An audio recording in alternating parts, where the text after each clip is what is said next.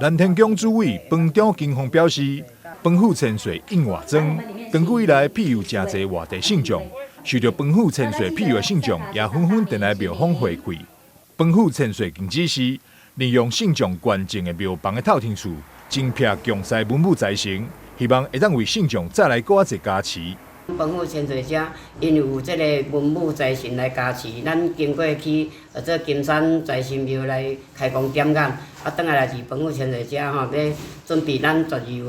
农历12月16要来做安坐吼，开庙门。日前，南天宫文武财神伫咧金山财神庙开工了后，由主委亲自迎回安坐，为庆贺文武财神坐定南天宫。112年的元旦，南天宫也将发送112份由文武财神加持的钱母红包。信众领出的钱母红包是100块，也是1000块，就要看个人的运气。112年，我们准备了112包红包，我们准备100块的、200块的、1000块的，然后大家就可以来试试看，拿一下那个财神千岁的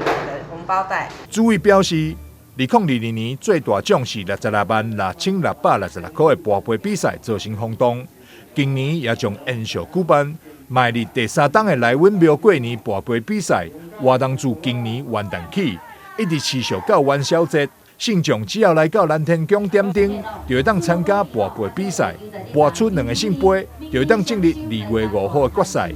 台南新闻张秀伟采访报道。